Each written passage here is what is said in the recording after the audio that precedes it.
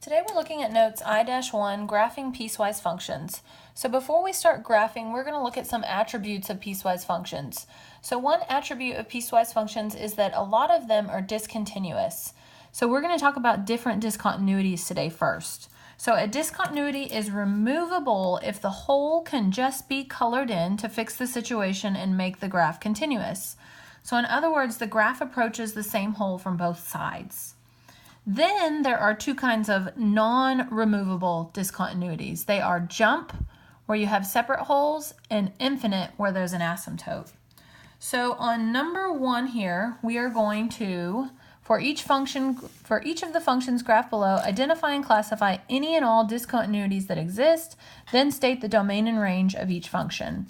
So on number 1, it's pretty clear to see that we have this discontinuity here and here. Okay, so right here at x equals 0, that is called a removable discontinuity because if we filled that hole in, the graph would no longer be discontinuous at x equals 0. So we have a removable discontinuity at x equals 0. And then we have a non-removable discontinuity here at x equals 2. And more specifically, that is a jump. So it's non-removable discontinuity, but more specifically, it's a jump discontinuity at x equals 2. We have two separate holes here. Okay, so then let's talk about the domain and the range. So the domain on this graph, it goes forever left, forever left, forever left, but then we have this hole at x equals 0. We don't use the x value of 0. Forever right, forever right. Oh, we have this open circle here, but we do use the x value of 2, and then it goes forever, forever, forever right. So the only hole we have on the x-axis, the only x value we don't use for this entire graph is 0. Okay, so we would say the domain goes from negative infinity to 0, union with 0 to positive infinity. Okay, then looking at the range, if you look bottom to top, and we're looking at the y-axis, this graph goes forever down, forever down, forever down. We use all the y values. We do have a hole here at y equals -1, but this point here has the y value of -1, so we do use the y value of -1. And then again, we have a hole here at y equals 2, but this part of the graph uses the y value of 2, so we're good. We don't need to put a hole. And then the graph stops right here at y equals 3. So it goes forever down, but then it hits a stopping point at 3, and that is a bracket because we do hit at y equals 3. All right, let's look at graph number 2 now. So on graph number 2, we have two types of discontinuities. We have this discontinuity where we have an asymptote, and then we have this hole discontinuity. So remember, the hole that can be filled in and it would create a continuous graph, that's called removable. So we have a removable discontinuity at x equals 1 right here. And then we have a non-removable, but more specifically infinite discontinuity at x equals -2 because of the asymptote. Okay, so looking at the domain of this graph, it will go forever left, but then we never use the x value of -2. Then we keep going right. We use all these x values here. We never use the x value of 1, and then it'll go right forever. So we have two little spaces where we'll never use the x value here, we'll never use the x value here. So it goes forever negative infinity to -2, union with -2 to 1, union with 1 to infinity. My range, however, if I look on the y-axis, this graph goes forever down. It'll go up, use all these y values. Then here at y equals 1, we do have a hole, but over here we use y equals 1 here. And then the graph goes forever up. So the range of this graph would be negative infinity to positive infinity. All right, let's look at this last graph, graph number 3. So on graph number 3, we have a couple of discontinuities. Okay, we have a discontinuity here with the asymptote. We have a discontinuity here where we have separate points. You have to jump from one to the other. And then we have a discontinuity here that if we filled it in, it would no longer be discontinuous. So our removable discontinuity is at x equals 5, because if we filled that in, the discontinuity would be removed. We have two non-removable discontinuities. We have the infinite and asymptote at x equals -2, and then we have the jump discontinuity at x equals 1, because we jump from one hole to the next. Okay, so remember, separate holes for the jump. All right, for the domain of this graph, I use all the x values here to the left forever. I can never use the x value of -2 because of the asymptote. I use all of these x values here. I can never use the x value of 1 because both of those are open circles. And then I go forever this way. I can never use the x value of 5. So I have quite a few holes I need to put in here in my domain. So -infinity to -2, then -2 to 1, then 1 to 5, and then 5 to infinity. That would be your domain. For your range, let's look at the graph. So this graph will go down forever, forever, forever, forever. Okay, it looks like you have this hole at y = 1. But if you come over here to this graph, we do use the y value of 1. And then again, this graph continues to go forever up from there, so it really doesn't matter that you have holes here because this side of the graph, this portion of the graph, uses all the y values past that. So your range for this graph would be -infinity to +infinity. Okay, so that's discontinuity. Let's move along. So then, let's look at part A and part B on the back. So part A, evaluating piecewise functions. So if I ask you to evaluate this piecewise function, f of x, at 6, find f of 6 in other words. You need to find where 6, the x value of 6, lies within one of these intervals. Which one is it? So 6 is greater than or equal to 4, so therefore you will use this equation when plugging in. So 3 times 6 is 18, minus 2 is 16. If I ask you to evaluate this function at 0, find f of 0, where does 0 lie in these intervals here? So 0 lies between -3 and 4, so you would use this equation, so your answer would be 3. F of 0 equals 3. Evaluate this function at -3. Where does -3 lie? Well, here and here, but this one's the only one that says x is less than or equal to -3. So we will use this equation. So -3 squared is 9, minus 4 is 5. So that's evaluating piecewise functions. Part B, graph, then state the domain and range and describe any discontinuities.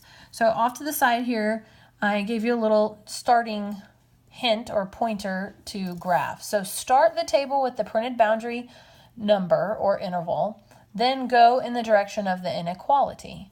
Okay, what do I mean? Well, when you're asked to graph the function f of x equals 2x minus 3 where x is less than 2 and -x plus 4 where x is greater than or equal to 2, you're going to have two tables, one for 2x minus 3 and one for -x plus 4. The table for 2x minus 3 will start at 2. That'll be an open circle because it's not or equal to. And from there, my values will get less because this inequality is less than. So 2, 1, 0, 3 points should be enough, so it'll go on forever from there. Okay, and similarly here for this equation, we'll start at 2. That'll be a closed circle because it's or equal to. And then because this says x is greater than or equal to 2, you'll increase. So 2, 3, 4, all the way to infinity.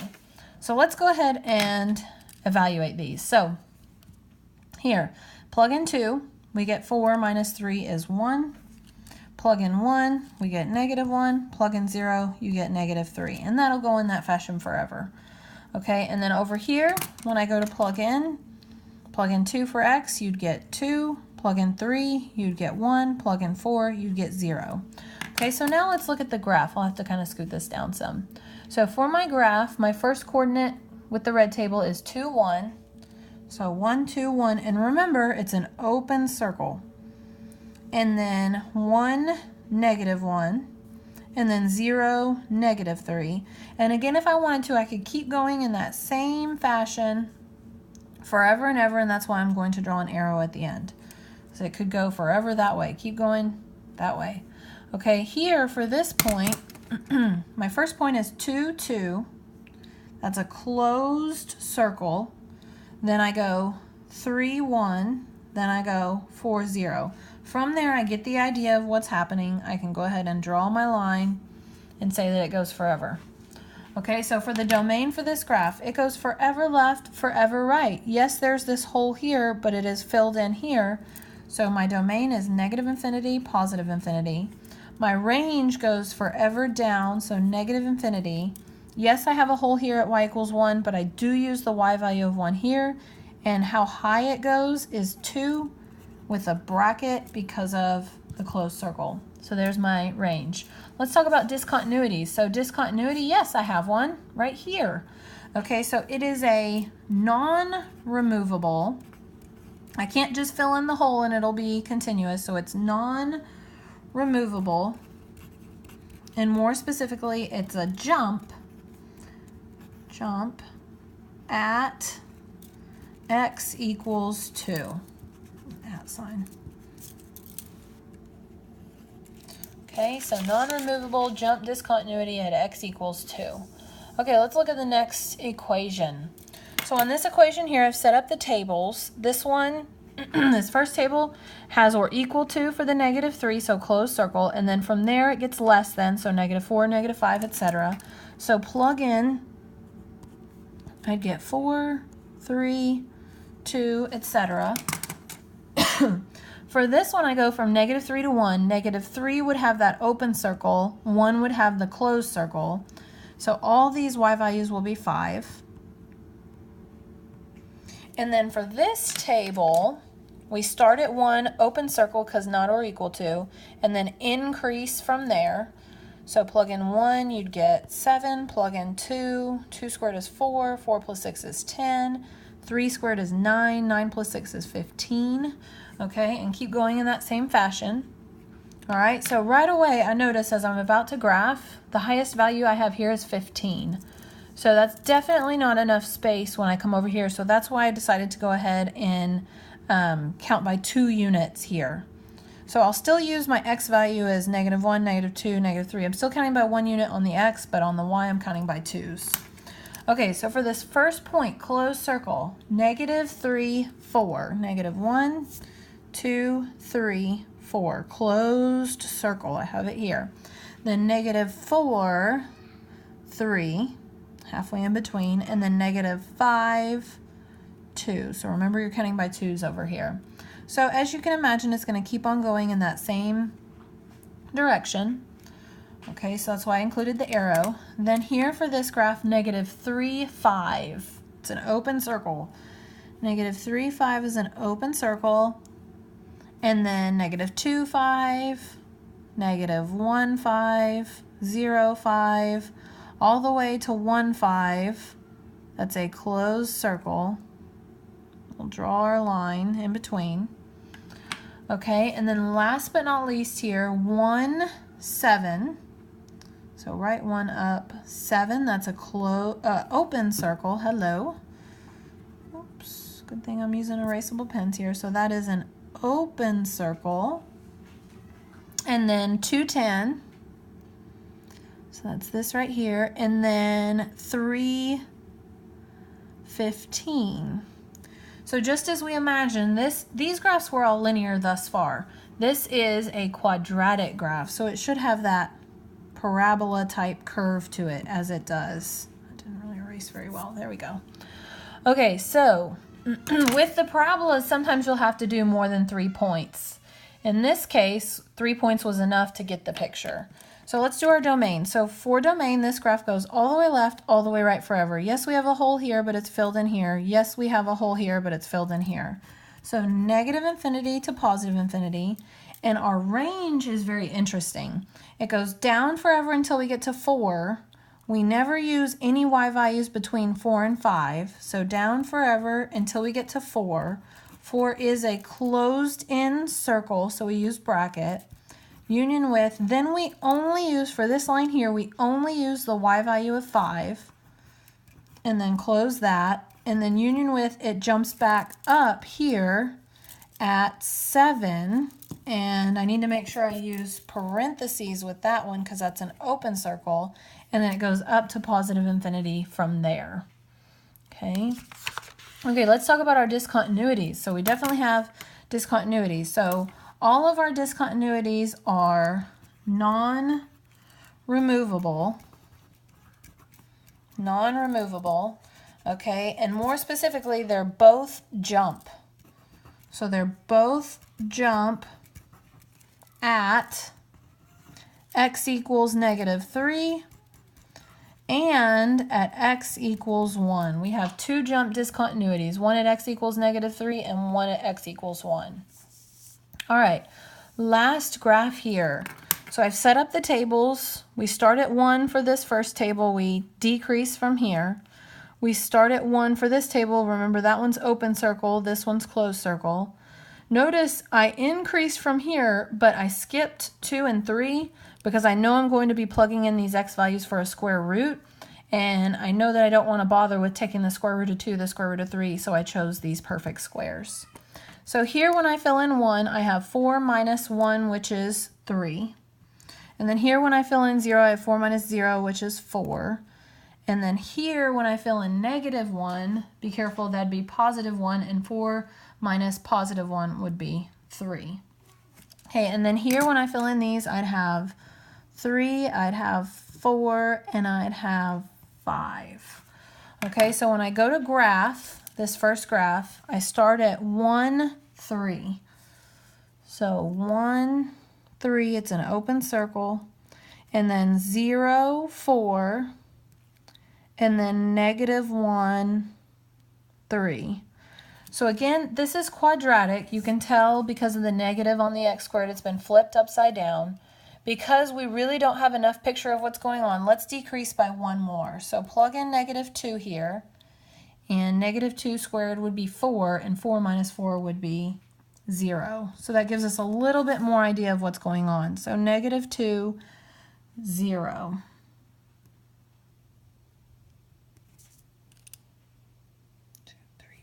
Okay, so now I can get a clearer picture of exactly what's going on here. Okay, so then I plot my next points, 1, 3. And look, that's a closed-in circle. And then 4, 4. And then 9, 5. 1, 2, 3, 4, 5, 6, 7, 8, 9 is going to go off 5. So it only goes off by 1, so we'll live, right? Okay, so 9, 5 there. So I can get a clear picture of that square root graph and what it's doing. So we don't need to plot anymore, we're good. Let's talk about the domain. So this graph goes forever left, forever right. We had a filled in circle there, so it went ahead and removed any discontinuities that we did not have. The range also, this graph goes forever down, forever up. So negative infinity, positive infinity. And because that open circle was filled in, there are no discontinuities. This graph is continuous. Yay!